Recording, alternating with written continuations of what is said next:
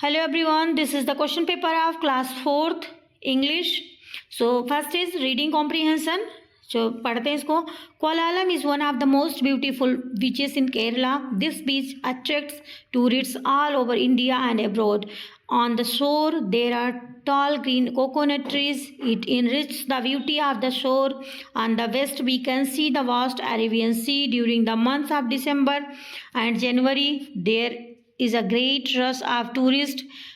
The sea shore is clean and tidy. The sunset is a beautiful scene from the shore. According to tourists, the beach is a coastal paradise of Kerala. So ये केरला के बीच के बारे में है जो कि बहुत सुंदर है, साफ़ सुथरा है और सनराइज सनसेट भी वहाँ पे बहुत सुंदर दिखता है. तो अब चलते हैं, क्वेश्चन पढ़ते हैं. वेयर इज कोलालम बीच, कहाँ पे है? सो जैसा कि अभी हमने पढ़ा केरला में. Which sea is there in the west of Kollam beach, कौन सी सी है? So Arabian sea. Which trees are there on the shore? Coconut trees. फिर pick out the opposite of the word ugly from the passage. Ugly का मतलब होता है बद्दा, बदसूरत. सो इसका हो जाएगा opposite beautiful.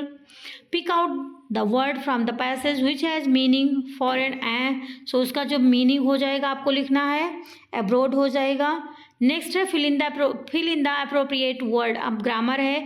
Ram was a farmer, he wanted to sell. क्या वो राम एक किसान था तो वो क्या बेचना चाहता था?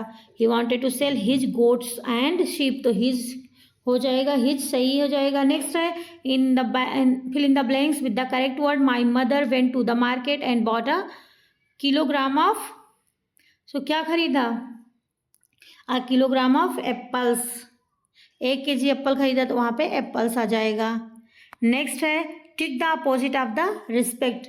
रिस्पेक्ट का अपोजिट क्या हो जाएगा? डिसरिस्पेक्ट हो जाएगा. नेक्स्ट पे चलते हैं. Choose the correct word and fill in the blank. Spelling सही करना है. Do you know secret. अब यहाँ पे कौन सा नो आ जाएगा? ये वाला, क्योंकि जानते हो. Do you know the secret. फिर tick the correct naming word of stupid. तो स्टूपिड का नेमिंग वर्ड लिखना है. स्टूपिडिटी आ जाएगा. कौन सा आ जाएगा? ये वाला, दूसरा वाला सही हो जाएगा. Now move to the next question. Descriptive है. Who came to Akbar's court. Akbar के कोर्ट में कौन आया? A learn pandit came to. एक पढ़ा लिखा पंडित आया. What does to imitate someone means. मतलब इमिटेट का मतलब क्या होगा? किसी को कॉपी करना, देख कर नकल उतारना. नेक्स्ट है why is the play called the giving tree. क्यों कहा गया giving tree? Because the tree always gives something or the other to the boy to make him happy. मतलब क्योंकि पेड़ भी कुछ ना कुछ हमें देता है, इसलिए. What is a pony. Pony क्या है? Baby horse. एक बेबी हॉर्स है. फिर make sentence of the word galore. Galore से हमें एक वर्ड बनाना है.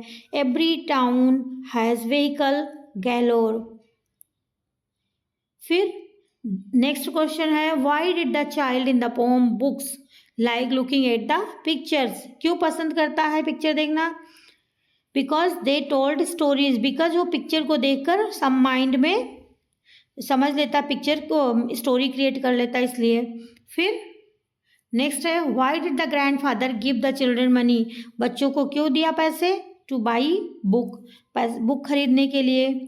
फिर है from where did the naughty boy come. Naughty boy कहाँ से आया था? इंग्लैंड से आया था. नेक्स्ट क्वेश्चन है what is thirsty feet means in the poem. The watering rhyme.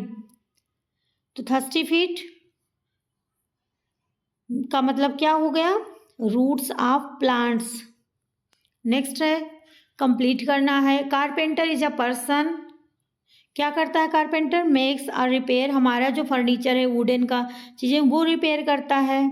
फिर नेक्स्ट क्वेश्चन है once upon a time an old carpenter bought a very queer piece of wood.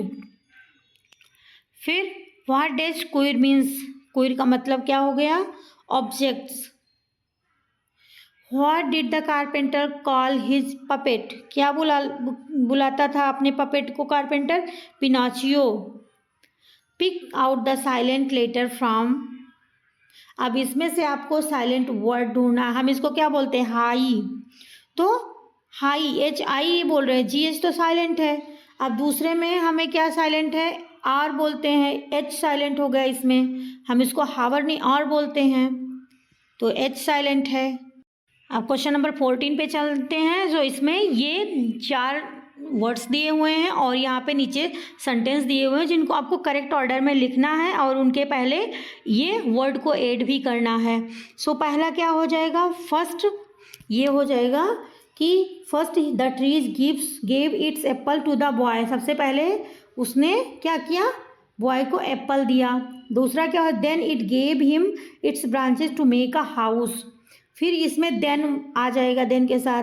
फिर after that it gave him, फिर after that it gave him its trunk to make a boat. फिर इसने boat बनाने के लिए अपनी शाखा दे दी।